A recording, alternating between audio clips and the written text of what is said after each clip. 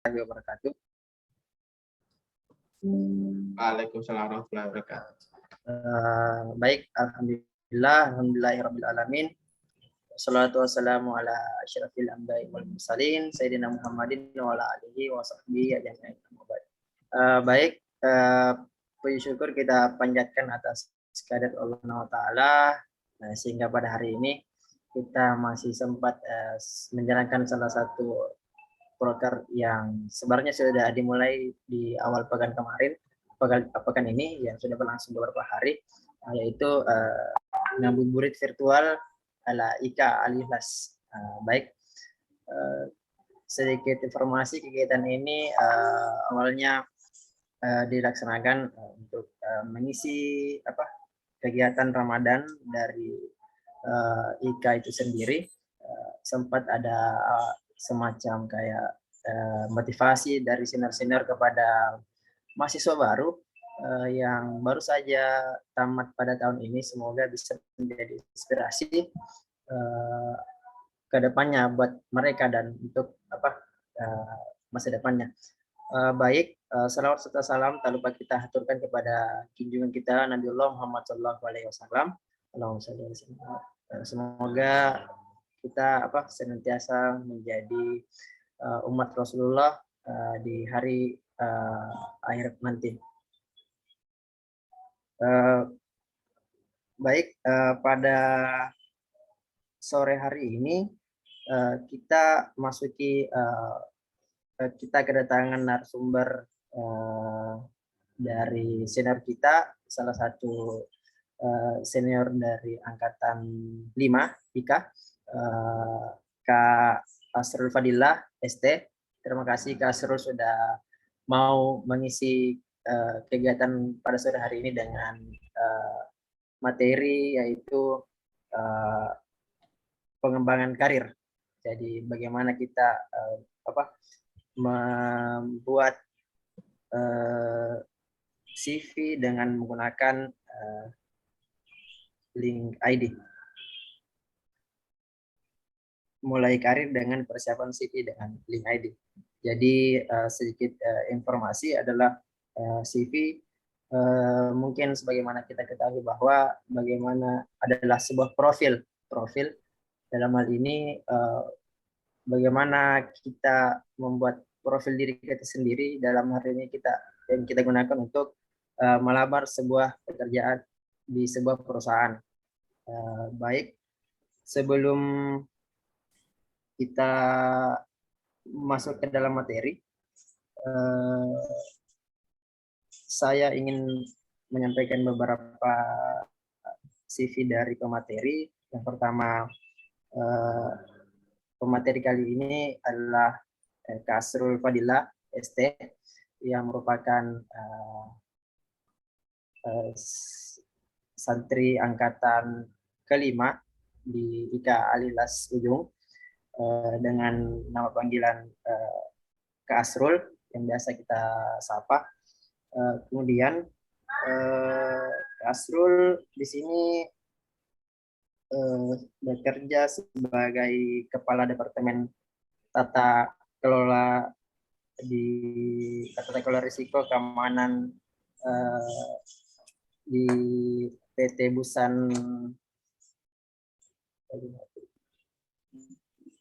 mohon maaf di PT Busan Auto Finance. Ya Kak, betul ya Kak? Ya, betul.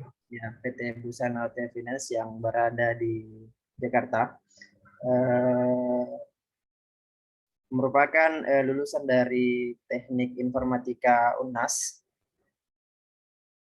dan sekarang pernah menjadi yang saya baca-baca di CV terakhir, bekerja 6 tahun terakhir itu pernah menjadi konsultan dan pada April 2019 itu sebagai konsultan manajer. Riwayat pendidikan pernah berkuliah SD di SD 92 Uloe, SMP 1 2 Bocoe, dan pendidikan SMA di MA Alihlas Ujung, dan pendidikan terakhir di Universitas Hasanuddin di jurusan Teknik Informatika. Mungkin sekarang masih sedang menjalani kuliah S2 ya Kak? Oh enggak. Ya karena soalnya informasinya tadi malam dari Kak Tufa sudah S2 hari sekarang Kak. Iya mohon maaf. Belum. Beberapa lisensi dan sertifikat di sini ada dari yang saya terima, ada sertifikat dari tahun 2019 COBIT yang Foundation Certificate, merupakan salah satu sertifikat internasional yang diperoleh pada tahun 2020, dan ada sertifikat internasional lagi di DAMA atau DAMA CDMP sertifikat tahun 2021 kemarin. Mungkin sedikit informasi mengenai PT Busan Auto Finance ini adalah salah satu perusahaan pembiayaan terkemuka di Indonesia yang berfokus pada sepeda motor dan sepeda motor merek kayak seperti Yamaha yang dalam menjalankan usahanya itu terdaftar dan diawasi oleh Jasa Keuangan Kerja. Jadi Kak Asrul ini bekerja sebagai Kepala Departemen Tata Kelola Keamanan Risiko IT. Kak, Kepala. Cocok nih Kak? Ya, cocok. Dan juga pernah bekerja sebagai konsultan di beberapa industri manajemen atau konsul di industri konsultasi manajemen, terampil dalam IT GRC dan IT Service Management, Data Governance, Information Security dan IT Arsitektur dan IT Strategic Planning. Itu pekerjaan yang telah digeluti oleh Kak Asrul. Itulah beberapa penjelasan mengenai CV dari Kak Asrul Fadila sebagai pemateri kita pada sore hari ini. Untuk lebih mengenai bagaimana sih kita menyusun CV sebagai modal awal kita dalam melamar kerja, mungkin akan segera disampaikan oleh Kak Asrul. Waktu dan tempat saya persilahkan dengan hormat.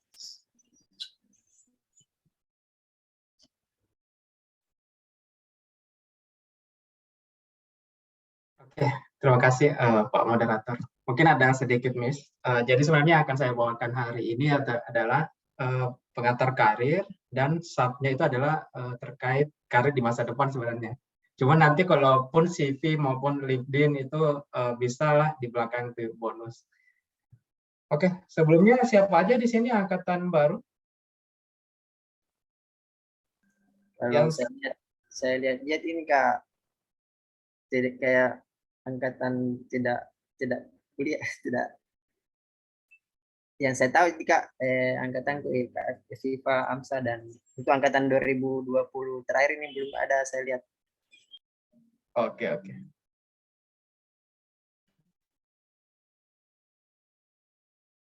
Oke, tidak apa-apa.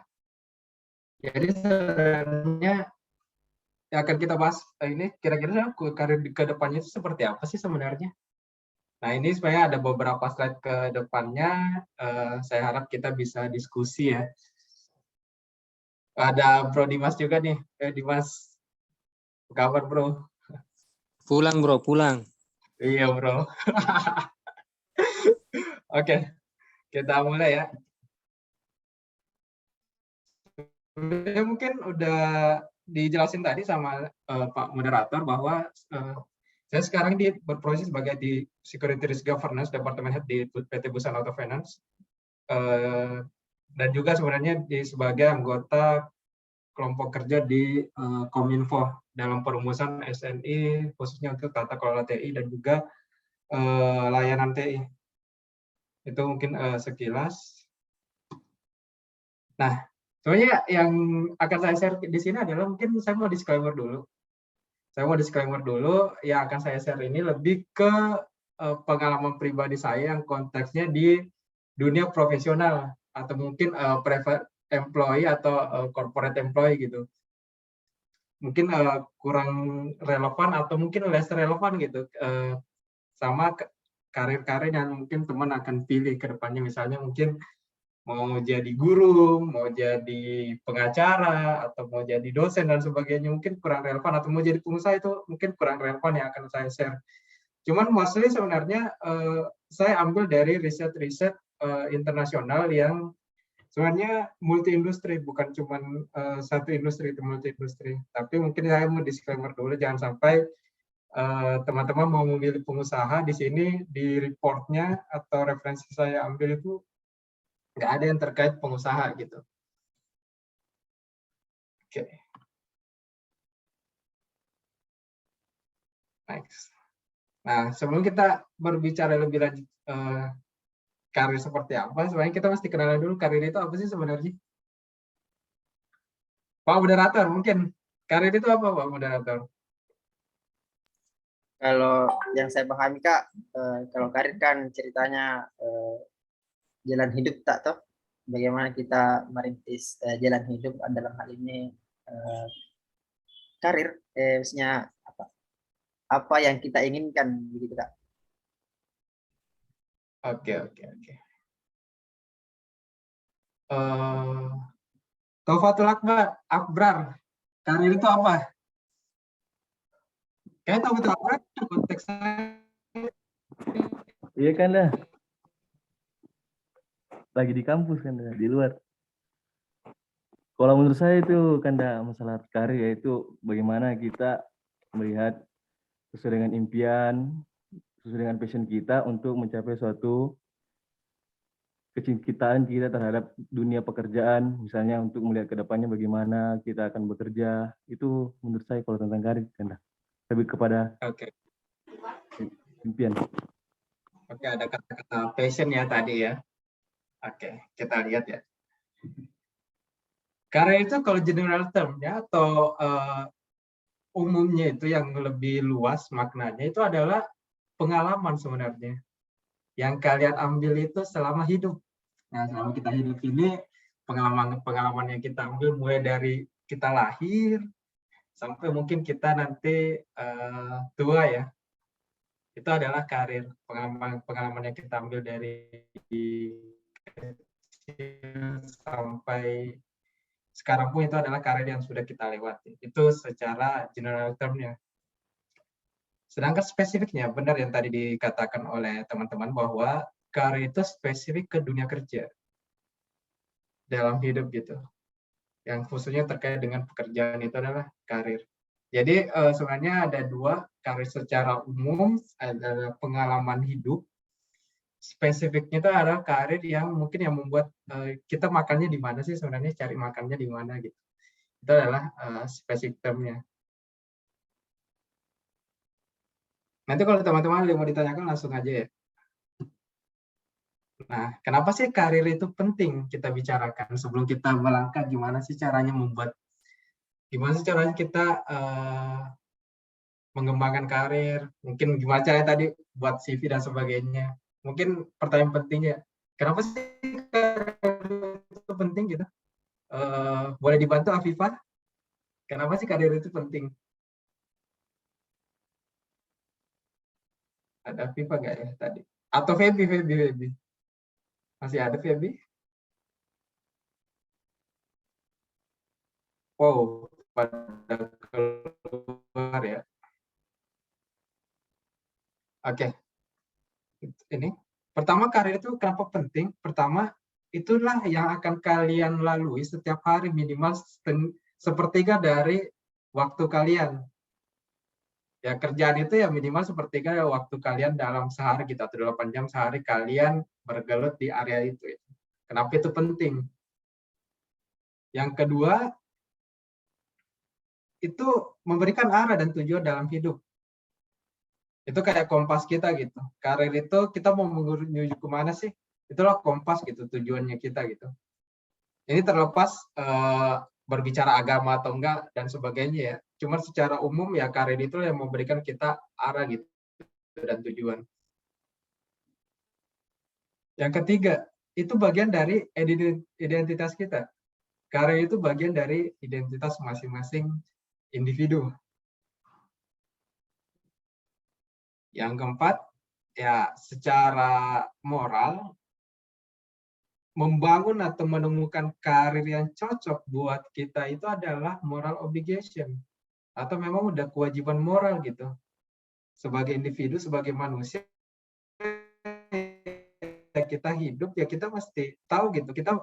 Kita maunya apa sih, kita mau ngelakuin apa, bermanfaat kah yang kita lakuin dan sebagainya. Itu adalah moral obligation-nya kita sebagai individu atau sebagai human. Yang kelima, itu akan mendefinisikan gimana sih kehidupan sosial kita gitu. Ketika kita interaksi sana sini dan sebagainya, nyambung dengan sepertiga hidup kita, adanya di karir atau adanya di kerjaan. Karirnya akan membentuk kehidupan sosial kita. Dengan siapa kita akan banyak menghabiskan waktu, banyak berdiskusi dan sebagainya, itu akan mendefinisikan gitu. Salah satu hal yang mendefinisikan adalah karir. Terakhir, selain kehidupan sosial, karir itu juga akan berimpact kepada kehidupan rumah. Mungkin kalau teman-teman yang udah kerja, capek, stres di kantor, atau stres di kehidupan kerjaan, pulang ke rumah pun bisa jadi stres juga gitu. Nggak akan kondusif juga kehidupan rumah. Masih kepikiran kerjaan dan sebagainya. Inilah 6 hal kenapa sih karir itu penting. Membuat karir itu penting.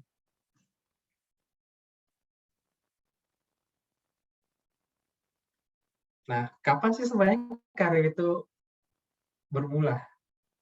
Nah, tadi sebenarnya udah ada teasernya atau udah ada clue-nya. Tenti Fajrah. Menurut Tenti, kapan karir itu dimulai? Iya, Kak. Kalau menurutku, Kak, karir itu dimulai ketika seseorang itu artinya sudah sudah memiliki sesuatu atau pekerjaan atau ketika sudah berpenghasilan, Kak. Oke, sudah berpenghasilan ya? Iya, kapan, Kak? Insya Allah.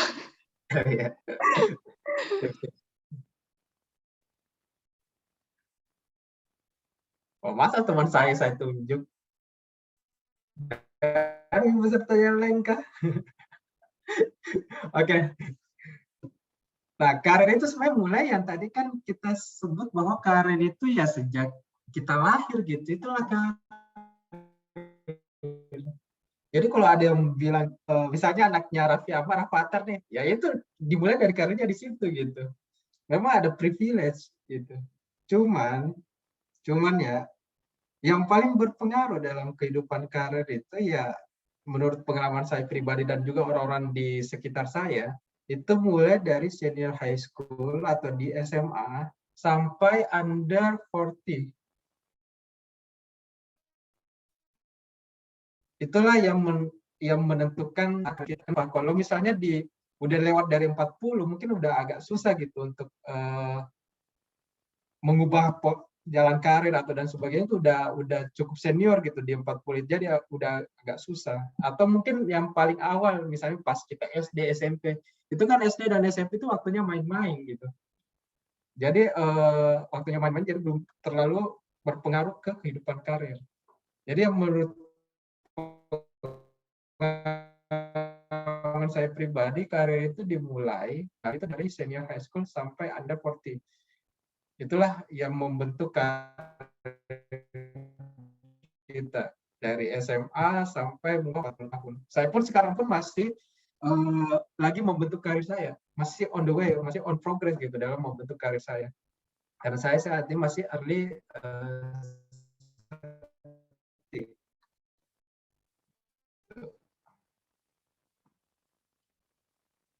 Nah, kita sudah berbicara terkait apa itu karir, kenapa karir penting, kapan sih karir itu dimulai. Selanjutnya kita akan berbicara how-nya gitu. Bagaimana sih karir itu? Gimana kita mengembangkan karir dan sebagainya. Nah, mungkin teman-teman udah biasa nih, apa sih sebenarnya ikigai itu gitu. Ikigai itu sebenarnya suatu konsep yang dari Jepang, konsep terkait reason for being gitu. Alasan kita kenapa sih, alasan hidup gitu, alasan kita berada, itu ikigai. Ikigai ini sebenarnya untuk biar karir itu oke, biar memilih karir itu kita mesti memperhatikan ikigai, atau kita harus melakukan finding atau building our ikigai gitu. Kita mesti membangun ikigai kita. Ikigai itu apa sih? Ada 4 komponen yang diperhatikan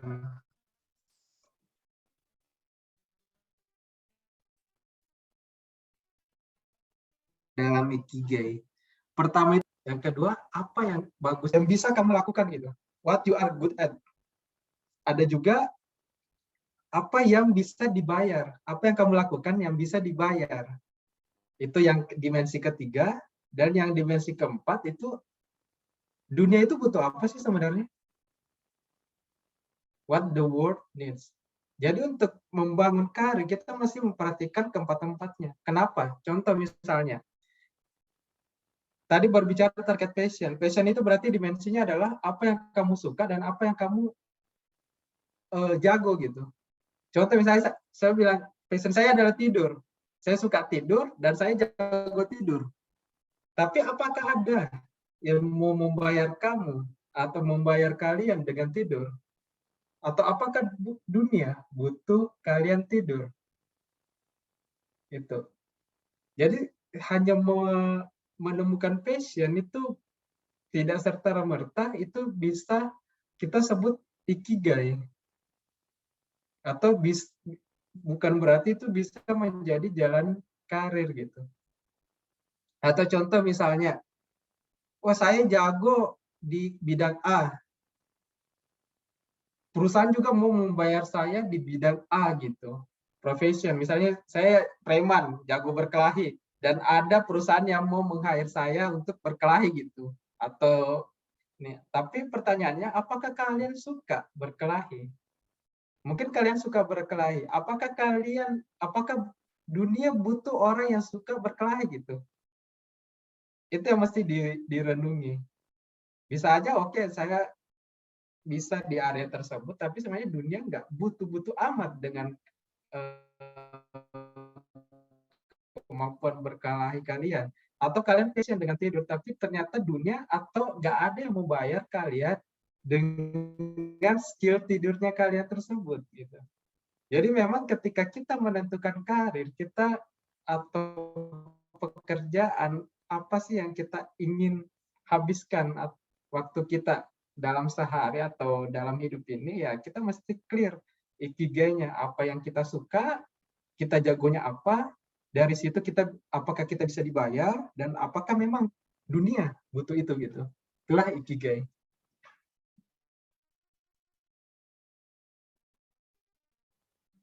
Karena satu dimensi aja yang nggak ada, itu akan pincang. Sampai sini ada yang mau ditanyakan dari teman-teman?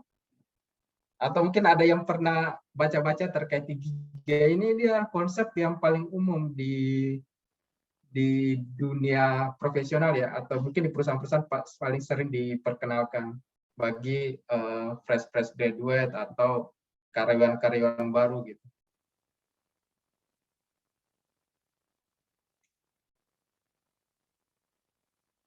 Kalau ada yang mau ditanyakan langsung aja ya. Oke. Kita lanjut. Nah, kenapa sih tadi judulnya agak future career gitu?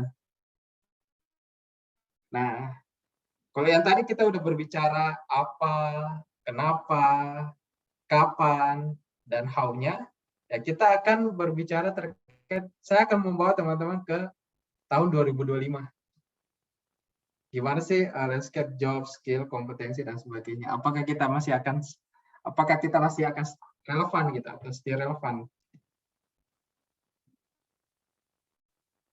Oke. Job landscape di 2025. Mungkin bentar aja. Kalau kita lihat sebenarnya banyak pertumbuhan job degradasi. Ini di diakibatkan oleh disrupsi dari otomasi atau dari robot dan sebagainya, dan juga disrupsi dari COVID, dari pandemi ini. Ini laporannya keluar di 2020 yang dikeluarkan oleh World Economic Forum gitu. Salah satu perusahaan nirlaba non-profit yang terbesar, salah satu yang terbesar di dunia. Ya, kalau kita lihat polanya, kerjaan-kerjaan yang sifatnya klerikal, kerjaan-kerjaan yang sifatnya repetisi, operasional dan sebagainya itu akan terdegradasi. Kenapa? Kerjaan-kerjaan itu akan di-replace sama robot, akan di-replace sama mesin. Sedangkan kerjaan-kerjaan yang akan banyak muncul adalah kerjaan-kerjaan yang sifatnya mungkin kalau kita lihat di sini ada proses automation spesialis, ada gimana business development spesialis dan sebagainya. Ya sifat-sifatnya memang yang agak sulit untuk di-replace sama robot atau sama mesin. Nah, kalau teman-teman nanti mau lihat laporan lengkapnya, saya bisa share laporan lengkap dari World Economic Forum. Nah, selain itu di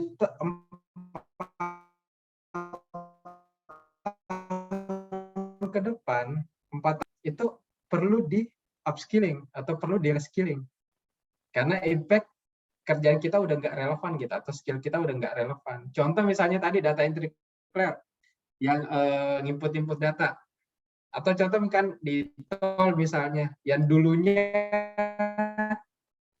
ada penjaga tol, sekarang itu kan udah nggak relevan ya penjaga tol itu ya, udah semuanya udah otomatis dan sebagainya. Nah, itu perlu di reskilling atau di upskilling. Contoh misalnya ya, kalau dulu cuma input data, ya cobalah pelajari gimana cara melakukan analisis data. Biar kalian masih bisa kepake di bursa tenaga kerja atau di pasar tenaga kerja gitu. Karena kalau nggak relevan ya hanya ada dua, kalian nggak akan stay di level-level itu aja terus, atau ya kalian mungkin akan di pensiun dinikan gitu. Kalau memang nggak relevan. Mungkin ada yang mau bertanya, mungkin di World Economic Forum ini Indonesia nggak terlibat kok di sini. Ya sebenarnya di survei World Economic Forum ini, Indonesia terdapat 26 negara di dunia yang ikut terlibat dalam survei tersebut. Salah satunya adalah Indonesia. Dan mungkin juga teman-teman bilang bahwa, oh enggak, itu mungkin cuma salah satu industri gitu. FYI, industri yang masuk dalam atau berkontribusi dalam survei dari World Economic Forum ini adalah multiple industri. Mulai dari industri keuangan, public sector, manufacture, education, dan sebagainya. Itu semua industri major yang ada di dunia itu juga udah berkontribusi dalam pelaksanaan survei ini. Itu kenapa ya kalian harus memanfaatkan waktu sebaik-baiknya dalam mengembangkan skill, mengembangkan knowledge kalian gitu. Karena ya 50% di 4 tahun ke depan mungkin skill kalian udah nggak relevan gitu. Satu lagi yang kita ke masa depan, top 10 skill untuk 2025 berdasarkan laporan yang sama. Itu yang paling tinggi itu adalah skill problem solving. Mulai dari analytical, complex problem solving, sampai reasoning problem solving, termasuk juga memberikan ide. Itu adalah 5 dari 10 skill yang sangat dibutuhkan di 2025. Tentunya ini berpengaruh langsung ke karir. Yang kedua, kelompok skill yang kedua yang paling dibutuhkan adalah self-management. Gimana sih caranya kita memanage diri sendiri gitu. Di dalamnya ada 2, active learning, gimana cara kita selalu aktif dalam belajar, dan gimana caranya strategi belajar gitu. Bukan cuma aktif belajar, tapi strategi belajar itu seperti apa sih juga, itu perlu juga. Yang kedua, gimana sih caranya kita sebagai manusia resilience, stress tolerance, dan juga fleksibel. Karena mungkin ya kita lihat aja di dunia sekarang banyak banget isu-isu mental health ya, mental health dan sebagainya. Nah, karena itu lagi banyaknya sekarang, justru self managementnya juga salah satu skill dia sangat dibutuhkan di tahun 2025, masuk ke 10 skill paling dibutuhkan. Ada juga working with people, leadership, social influence, dan sebagainya. Terakhir, and development, ada penggunaan teknologi dan juga gimana cara kita mendesain dan memprogram suatu teknologi. Jadi kalau kita lihat, meskipun tren ke depannya adalah tren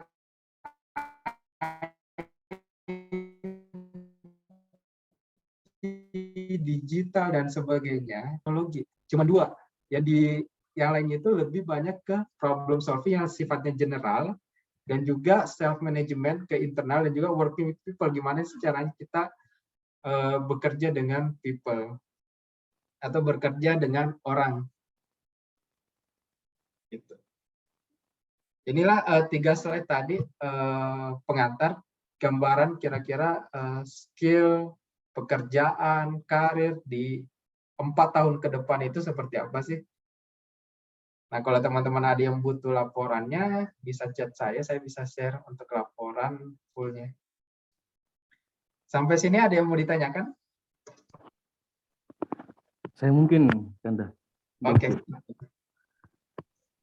Tertarik sekali Kak dengan pengalaman Kanda, bagaimana caranya memberikan arahan-arahan dan tips agar kita sebagai fresh graduate bisa menjadikan salah satu lirikan bagi perusahaan-perusahaan ataupun corporate ataupun tempat-tempat yang bisa kita masuki untuk bekerja. Apa nilai jual yang bisa kita berikan kepada hal tersebut untuk salah satu contoh yang paling kecil, Kanda? Bagaimana itu? Salah satunya itu bahan bakar. Apa sih bahan bakarnya kalian? Nanti kita akan nanti di slide-slide terakhir saya akan share terkait itu. Cuman salah satunya membedakan itu adalah bahan bakar. Apalagi orang-orang kita dari anak-anak rantau ya, itu bahan bakarnya biasanya lebih besar dibandingkan orang-orang yang asli Jakarta misalnya. Gitu. Nanti kita akan diskusi di belakang terkait itu. Siap, Kanda. Ada lagi? Kalau enggak, saya lanjut.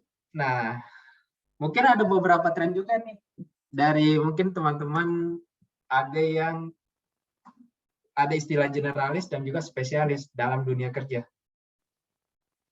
Ada generalis itu pengalamannya banyak, tapi nggak spesialis atau nggak expert di satu area. Ada juga yang spesialis, expert banget di satu area gitu. Tapi ketika berbicara area yang lain itu dia seolah-olah beda universe. Nah, kira-kira menurut teman-teman, yang mana sih yang lebih bagus gitu? Lebih baik generalis atau spesialis? Nah, ini juga salah satu hal yang sering diperdebatkan di dunia kerja. Dan pastinya teman-teman ketika memulai karir di awal-awal, pastinya kalian akan memilih either kalian mau jadi generalis dulu atau mau langsung jadi spesialis. Siapa ya? Afifah deh, Afifah.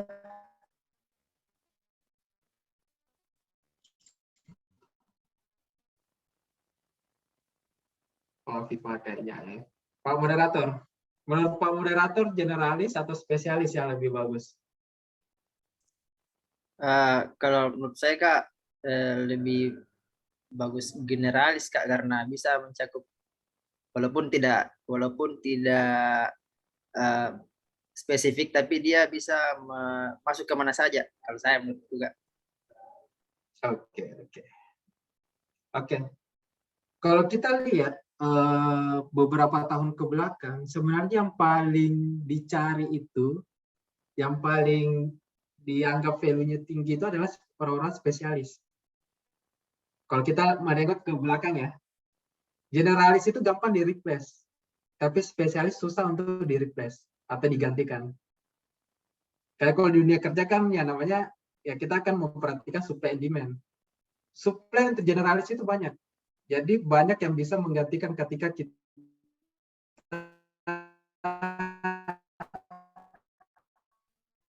nggak bisa gitu. Tapi itu kalau kita menengok ke belakang ya, itu kalau kita menengok ke belakang. Tapi berdasarkan penelitian atau research dari McKinsey adalah salah satu dari 3 perusahaan konsultan dunia yang paling bagus, paling berpengaruh. Itu memperkenalkan satu term lain, yaitu T-shape people atau T-shape person. Kenapa T-shape person? T-shape person itu sebenarnya orang yang generalis yang memiliki minimal 1 spesialisasi. Orang yang generalis tapi minimal punya 1 spesialisasi. Itulah T-shape. Kenapa sih T-shape itu dibutuhkan? Karena masalah sekarang itu ada atau hal-hal yang perlu kita pecahkan di dunia kerja itu lebih kompleks. Kita mesti ngobrol sana sini, mesti kolaborasi dan sebagainya. Itulah dibutuhkan yang namanya T-shape person atau T-shape kompetensi. Kita memiliki banyak pengalaman secara general atau in certain level, tapi secara kedalaman juga kita minimal punya 1 spesialisasi. Itulah yang akan dibutuhkan. Bahkan sekarang pun kalau saya ngerekrut tim, saya butuh dia T-shape-nya apa sih sebenarnya? Dia T-shape nggak? Kalau cuma spesialis atau generalis, kemungkinan besar saya nggak akan terima. Kalau cuma generalis atau spesialis. Sekarang dunia kerja banyaknya butuh T-shape. Tim itu juga biasanya dibentuk dari tim-tim T-shape gitu. Secara level, secara knowledge itu semuanya sama secara generalis, tapi masing-masing orang punya spesialisasinya. Dengan T-shape inilah kolaborasi bisa tercapai. Termasuk juga ketika kita ngerjain sesuatu yang sifatnya agile dan sebagainya, itu dibutuhkan yang namanya T-shape person. Inilah ke depan. Bahkan mulai saat ini pun T-shape person inilah adalah orang yang paling mahal di dunia kerja. Yang paling dicari adalah T-shape ini. Jadi, tapi gimana sih memulainya? Memulainya sebagai fresh graduate misalnya, kalian nggak ada masalah. Mau generalis dulu di tahun pertama kedua, atau mau langsung spesialis, nggak ada masalah.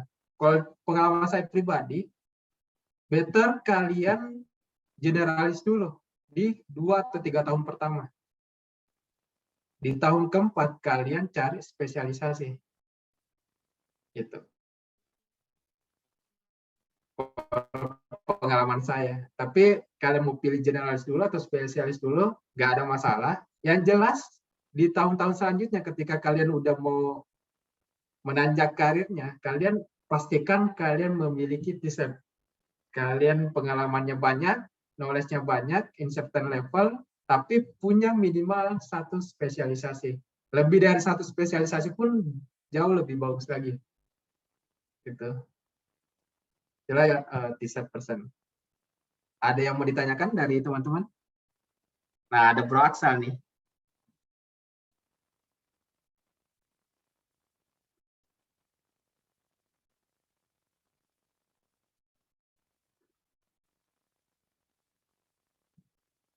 Kalau nggak ada, mungkin masuk ke slide terakhir. Jambung tadi pertanyaan dari Tufatul.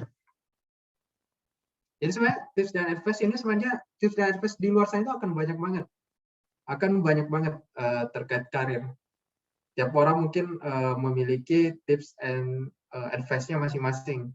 Tapi kalau dari saya sendiri, ada 5 tips yang paling tips utama yang mungkin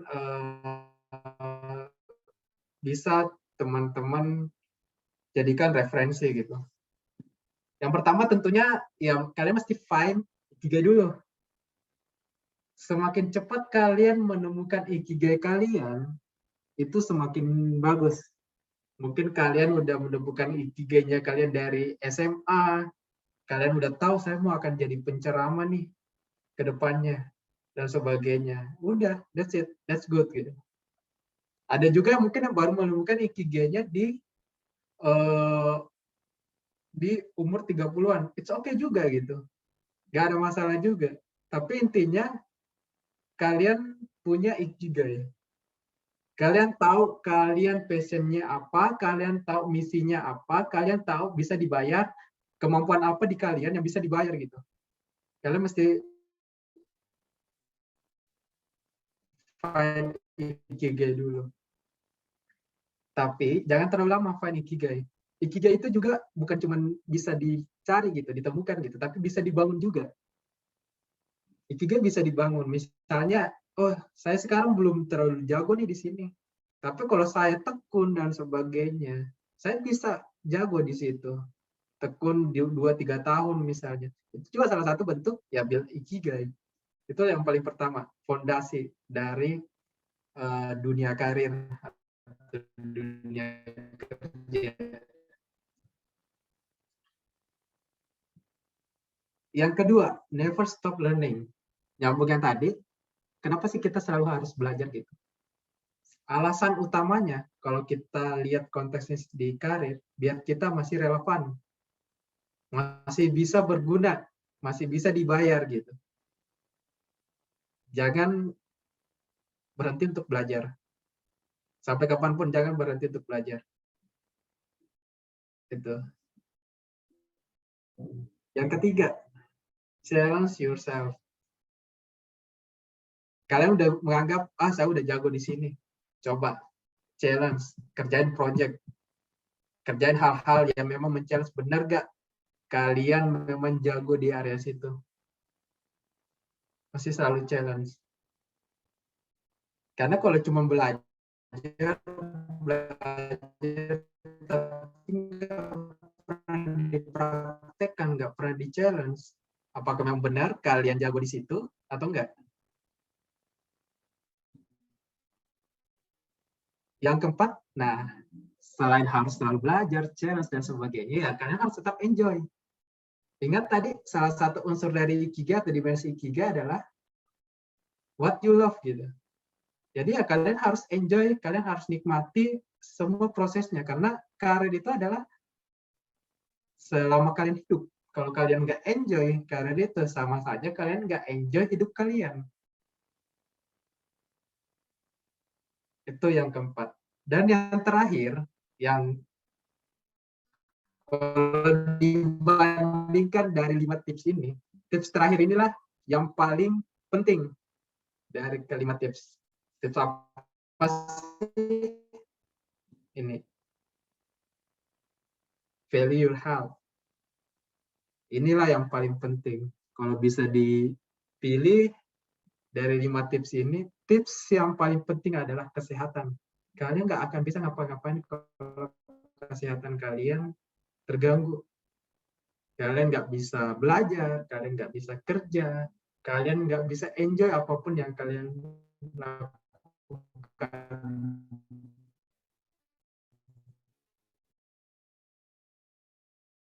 Kalau kesehatan kalian nyambung tadi, gimana sih caranya kita bisa tetap never stop learning?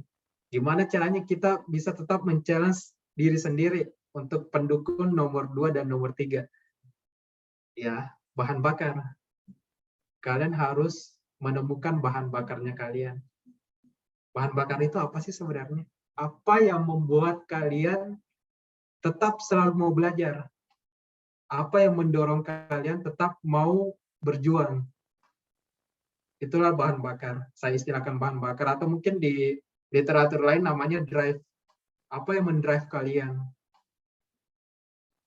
Apa yang mendrive kalian? Contoh mungkin ya, karena ditanya tadi pengalaman. Saya pengalamannya, pekerjaan pertama saya itu di Makassar. Meskipun kantornya di Jakarta. Di tahun kedua, di tahun tersebut saya dapat proyek di Jakarta. Awal-awal masuk kerja, otomatis saya ke Jakarta gitu, merantau. Di situ, saya ingat banget pertama kali itu diremehkan oleh sama orang-orang Jakarta. Saya ingat banget sampai sekarang, pertanyaan mereka, di Makassar ada mall nggak? Di Makassar ada mall nggak? Atau salah satu juga, aksen saya yang mungkin agak aksen Makassar gitu, dianggapnya terbelakang dan sebagainya. Disitulah saya mutusin bahwa saya paling tidak beberapa tahun ke depan saya mesti lebih jago dari mereka. Itu salah satu bahan bakar saya. Itu salah satu bahan bakar yang membuat saya mesti membuktikan itu. Gitu. Sebagai anak rantau, sebagai anak Makassar yang merantau di Jakarta, ya saya harus membuktikan bahwa ya kita nggak kalah dong dengan kalian gitu. Itu penting banget bahan bakar itu. Bahan bakar itu juga lah yang akan mengingatkan ketika kita lagi capek, lagi down dan sebagainya. Bahan bakar itulah yang akan membuat kita tetap bisa bangkit gitu ketika jatuh dan sebagainya. Bahan bakar itu bisa lebih dari satu. Yang saya sebutkan tadi itu salah satu bahan bakar saya sendiri pribadi dalam dunia karir. Gitu, Tufatul. Dari teman-teman yang lain, dari Tufatul, ada yang mau ditanyakan? Ini Reza Kurniawan ini Deng, yang angkatan saya maksud, untuk yang baru disambut Deng kemarin. Reza iya, Kurniawan. Ya. baru sempat ada yang menanyakan.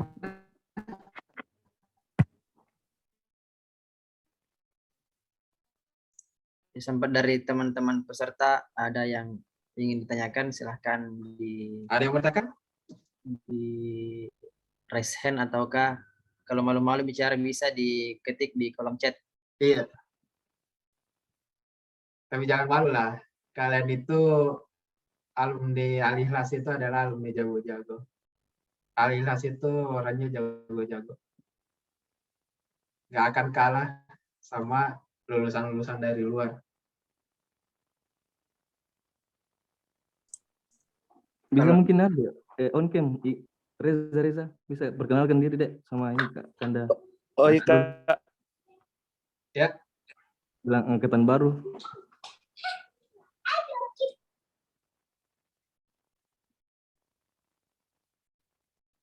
Ini ikut angkatannya Kanda yang baru sekarang.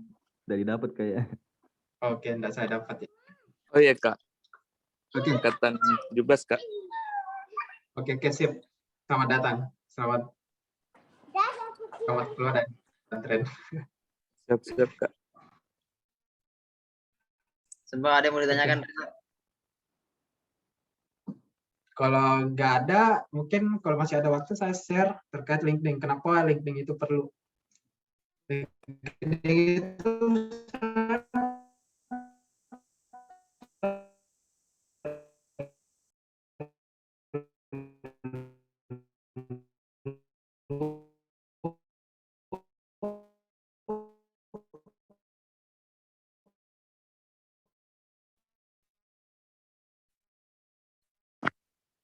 Salah mungkin jaringan tadi.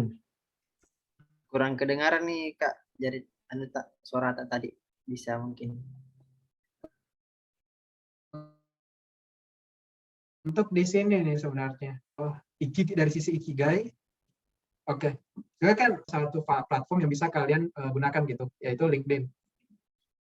Tadi udah sempat disinggung juga sama teman-teman dari moderator.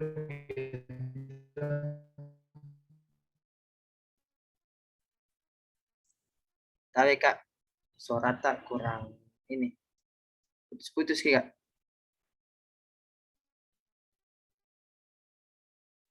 LinkedIn itu apa sih sebenarnya? Kalau punya LinkedIn belum?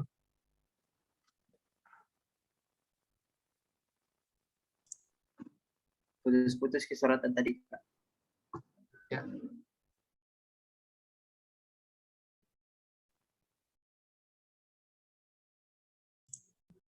Cek.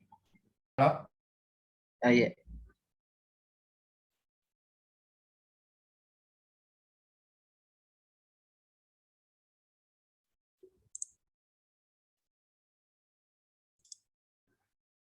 Mungkin jaringan dari Kasrul kurang salah, kita tunggu sebentar.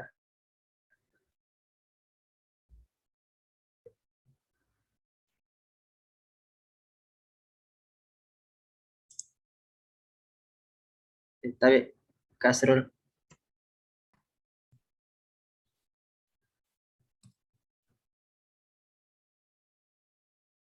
Kedengaran nih suaranya? Oh iya, Kedengaran ya? iya Oke. clear. Sip. Yang tadi share terkait LinkedIn itu apa sih sebenarnya? Nah, LinkedIn itu sebenarnya kayak semacam sosial media. Sosial media yang mungkin teman-teman bisa pakai kayak Instagram, kayak Twitter, kayak Facebook. Cuman memang sosial medianya diperuntukkan untuk profesional atau untuk karir. Nah, mungkin saya coba share ya LinkedIn. Kenapa sih LinkedIn itu perlu? Karena pertama, yang tadi tipsnya kan never stop learning, find your ikigai, dan sebagainya. Platform ini bisa membantu kalian untuk, kalau memang belum tahu nih, kalian mau fokus di area mana, kalian bisa buat akun lah dulu di sini gitu, untuk belajar apapun. Atau kalian udah tahu nih, kalian mau fokus kemana, misalnya let's say kalian mau fokus di IT security atau IT governance misalnya, kalau contohnya saya. Nah, kalian bisa LinkedIn itu, kalian ikuti topik-topik yang sesuai dengan minat kalian.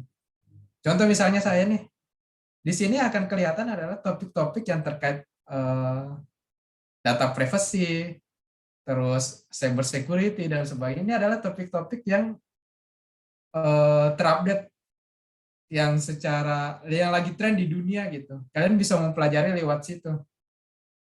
Bisa mengupgrade ilmu juga di sini, menambah koneksi juga di sini gitu.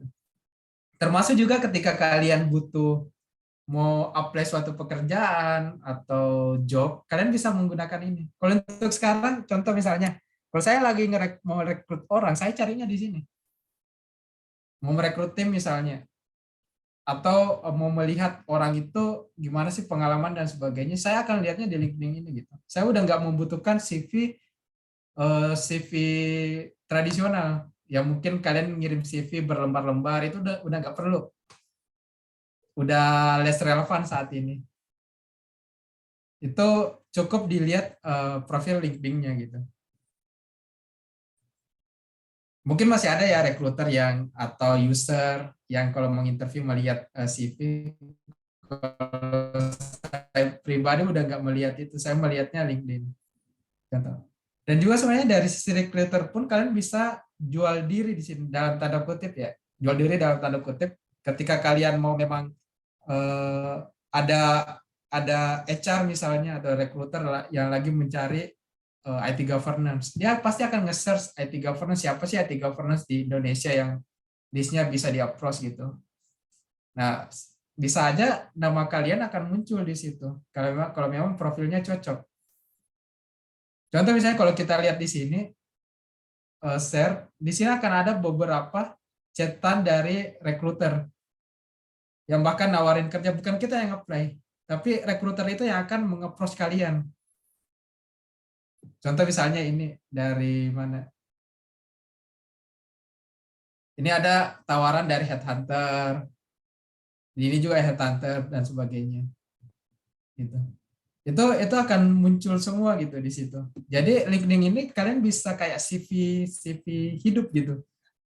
Kalian tinggal buat di sini update profilnya kalian, dan recruiter pun ketika mencari orang dia akan nge-search di LinkedIn, dan kalaupun cocok ya kalian akan langsung ditawari gitu. Tanpa kalian mesti apply. Kalau sekarang kan kita mesti apply di kerjaan dan sebagainya. Ini bisa dipakai untuk itu. Yang kedua yang tadi untuk belajar. Di sini banyak banget konten-konten atau hal-hal yang perlu kalian baca. Misalnya kalau saya di area IT, ya di sini pasti akan yang muncul IT semua gitu. Topik-topik terkait IT yang sangat bermanfaat ya. Mungkin kalau dulu mungkin ada koran atau berita gitu. Kalau sekarang ya di LinkedIn ketika kalian mau update knowledge dan sebagainya. Kalian juga di sini bisa ikut suatu kayak seminar dan sebagainya. Di sini juga akan dilihatin. Termasuk juga ketika ada webinar juga di sini ada. Atau mau training di sini pun ada gitu. Itu di LinkedIn ya. Jadi kalau secara ini trennya ya recruiter udah nggak akan lihat CV secara CV tradisional yang cuman berlembar-lembar itu yang memusingkan untuk bacanya gitu. Karena kalau LinkedIn udah clear, kalian mau lihat apa nih misalnya dari seorang itu. Misalnya saya, Asrul, contoh misalnya, saya kuatnya di mana sih? Di IT/GRC, Data Governance, Information Security, Enterprise Architecture. Clear gitu, ketika orang nyari Enterprise Architecture ya dia bisa approach CV saya gitu. Approach saya di LinkedIn. Atau mau nyari yang data governance, ya dia bisa approach saya di sini. Dan dia bisa lihat juga secara clear ketika mau melihat pengalaman dari mana sih sebenarnya. Pengalaman saya misalnya lihatnya di sini relevan nggak sama yang dibutuhkan. Kayak gitu. Education termasuknya sertifikasi atau lisensi kerja seperti apa sih mereka bisa lihat di sini. Itu termasuk di sini juga ada rekomendasi dari rekan kerja misalnya, benar nggak? Termasuk yang nggak kalah pentingnya portofolio kalian, proyek-proyek apa aja sih yang pernah kalian kerjain selama menggeluti karir tersebut misalnya. Di sini bisa lihat apa aja sih portofolionya yang bisa kalian jual gitu untuk ke recruiter. Seperti itu pentingnya atau gunanya LinkedIn. Cuman memang jujur saya cuma pengguna LinkedIn secara pasif. Saya bukan pengguna LinkedIn secara aktif. Aktif dalam hal ini memposting dan sebagainya. Saya bukan pengguna aktif. Apa yang mau saya sampaikan? Pengguna pasif pun bisa mendapatkan banyak manfaat dari LinkedIn ini. Apalagi pengguna aktif. Kalau kalian mungkin yang di Instagram nge-post atau nge-story minimal 1 tiap hari atau 3 tiap hari, satunya mungkin kalian coba deh di LinkedIn gitu, berbicara terkait profesionalisme dan sebagainya. Saya yakin itu akan berguna banget buat kalian. Itu yang LinkedIn. Gitu.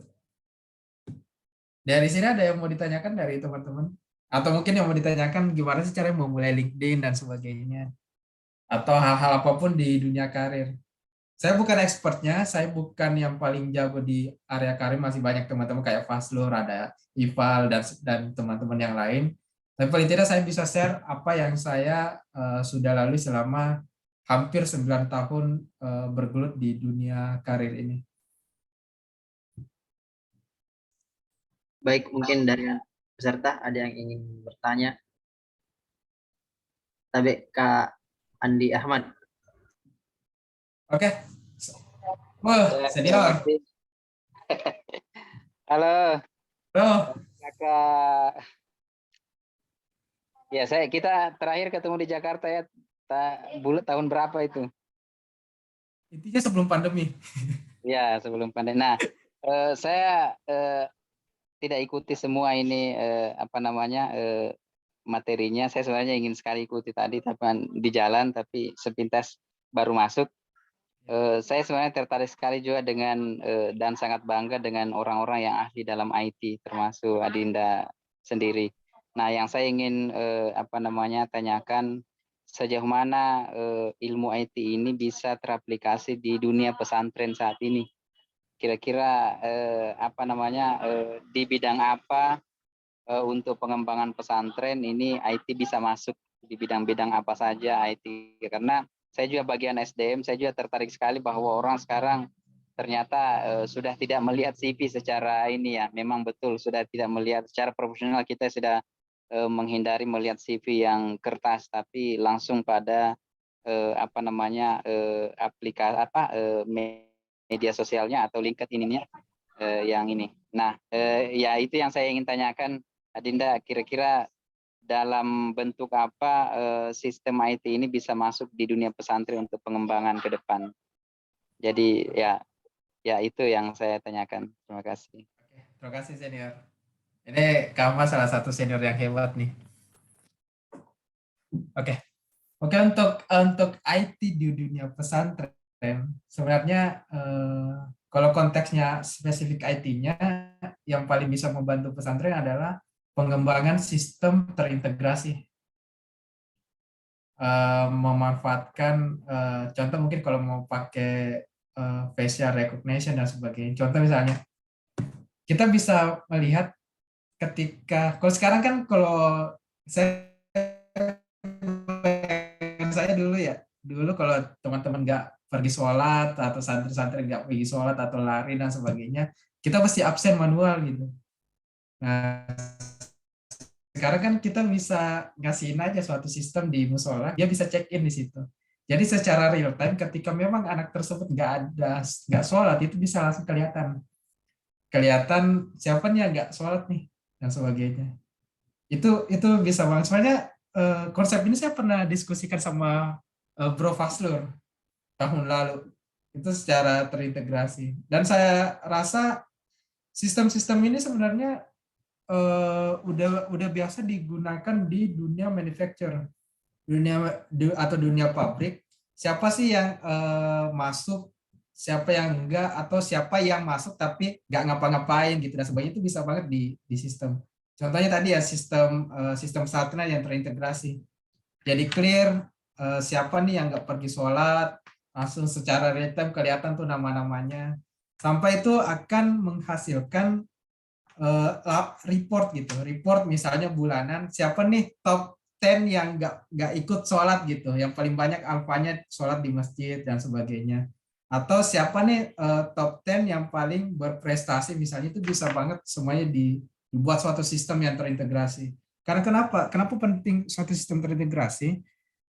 Kalau kita melakukan secara manual, resource atau sumber daya manusia yang dibutuhkan untuk menghasilkan kualitas data atau kualitas laporan yang sama itu pasti berkali-kali lipat. Tapi dengan menggunakan sistem, itu kita udah nggak perlu lakukan manual, mungkin yang orangnya cukup 1-2 gitu, yang memonitoring sistem tersebut. Selebihnya biarkan sistem yang berjalan gitu, biarkan mesin yang berjalan. Itu salah satu konsep yang bisa diimplementasikan di pesantren. Termasuk juga mekanisme punish and reward, itu semuanya bisa didaftarkan di sistem yang terintegrasi tersebut. Gitu. Dan satu juga mungkin lanjut ke Ahmad, IT sebenarnya atau pengembangan sistem itu, mungkin kalau bisa kasih masukan, anak-anak itu nggak di ranking, karena ranking itu udah nggak relevan saat ini.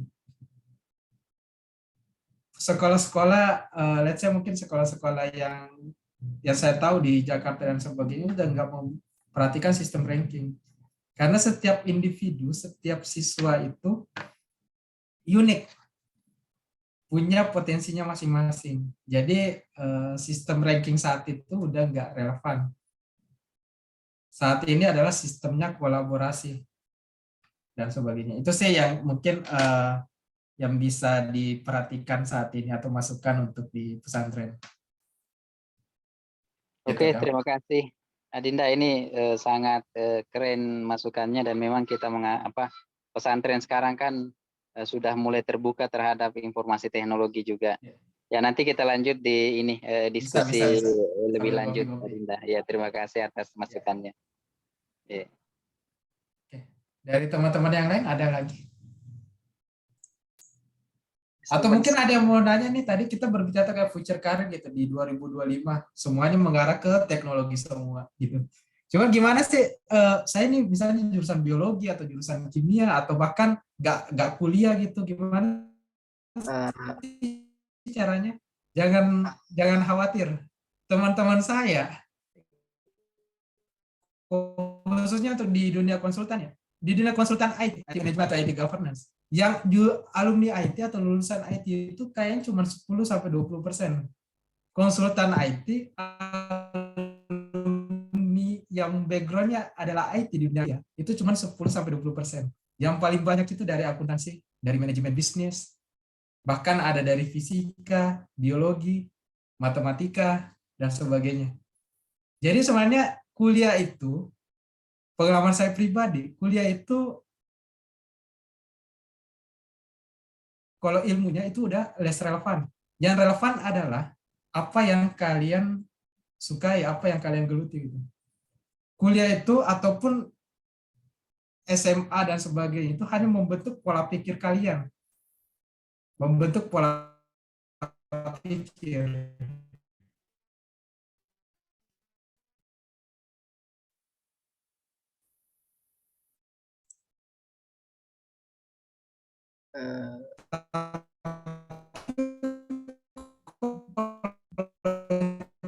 Cuman itu dasarnya. Mungkin kalau teman-teman yang dapat saya di matematika itu yang kalian pakai tinggal logika kerjanya. Jadi jangan khawatir kalau memang kedepannya memang teknologi tapi kalian kuliahnya nggak relevan gitu dengan dunia IT. Itu bahkan bisa jadi nilai plus bagi kalian. Gitu. Baik Kak, terima kasih.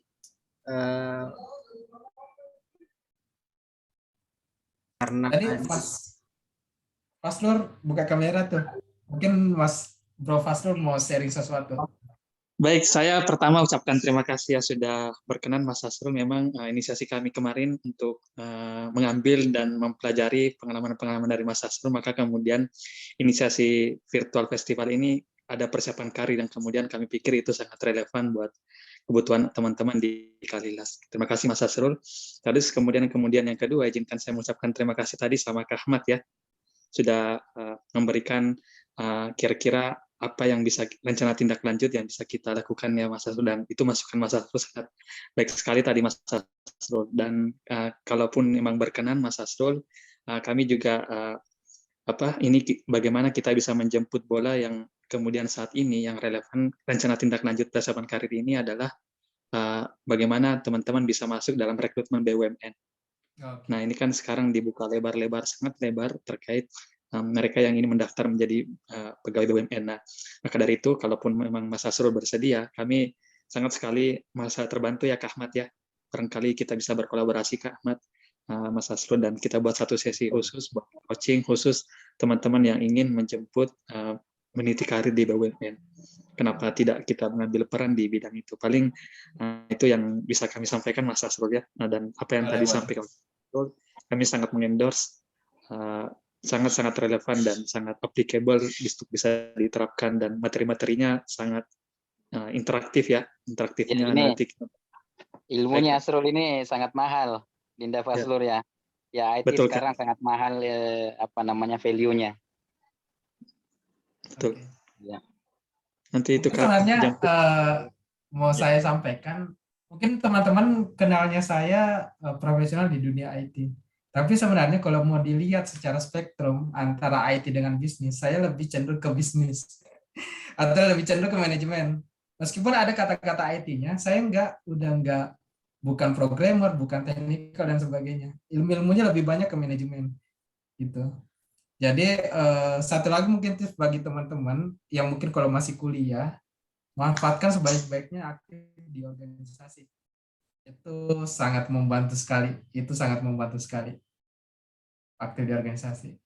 Jadi apapun sebenarnya kalian mau fokus di bidang apapun termasuk IT, ya paling tidak ilmu manajemennya kalian ada gitu. Kan itu lebih secara teknikal kalian mungkin bisa jadi spesialis dan sebagainya. Tapi kalau untuk naik ke level struktural, ilmu-ilmu itu udah nggak less relevan. Untuk naik ke struktural yang dibutuhkan itu adalah manajemen. Gitu. Nanti kalau yang tadi rekrutmen BUMN dan sebagainya, boleh kita bisa share ke teman-teman yang memang lagi mau apply ke BUMN. Harusnya sih di industri BUMN, industri manapun secara konsep sama aja gitu. Dengan private corporate sama aja sistemnya. Ya, baik, terima kasih banyak Kak. Mungkin kita sudah di penghujung acara Kak, dan Kamat ada nih, Kamat mau ngomong, Pak Moderator. Saya sudah.